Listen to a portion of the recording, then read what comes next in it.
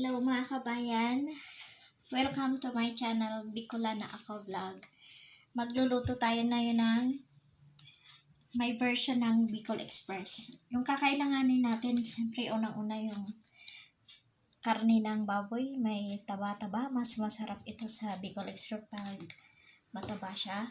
Ito yung ingredients niya: sili, kamatis, bawang, sibuyas. Then, itong pinakamahalaga, yung alamang. Yan po. So, iluluto na po natin. Una natin gagawin, mauuna yung baboy para itong pamamantikain natin siya. Kasi mas masarap siya pag nagmantika na siya bago ilagay yung mga ingredients niya. Guys. Okay. Balikan ko kayo mamaya guys. Papakita ko sa inyo yung finished product nitong ating version ng Bicol Express.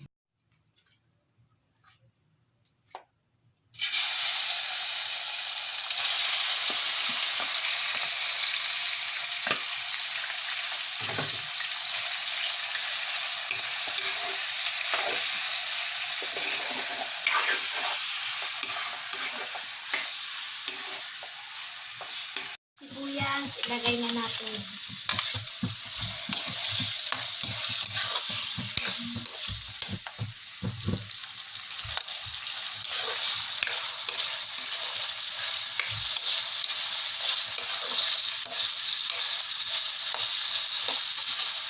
Kamatis. Ito yung kamatis kasi ang sarap.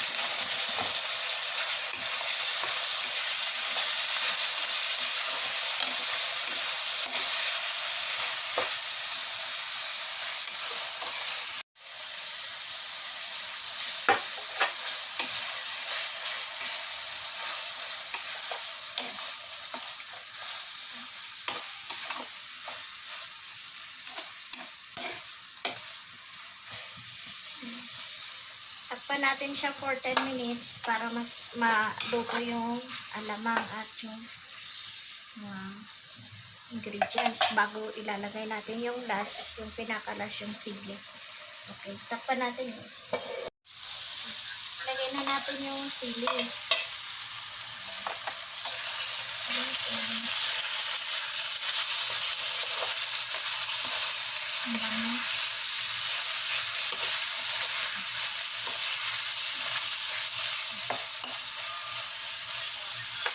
Ayan lang natin maluto yung sili.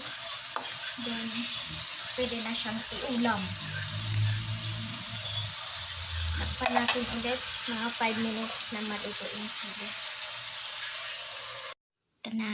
Luto na po yung ating version ng Bicol Express. Wala siyang gata. So, purely lang, yung nagmantika yung karne, niluto ko na siya doon. Yan na po yun. So, tara, kain tayo guys. Thank you.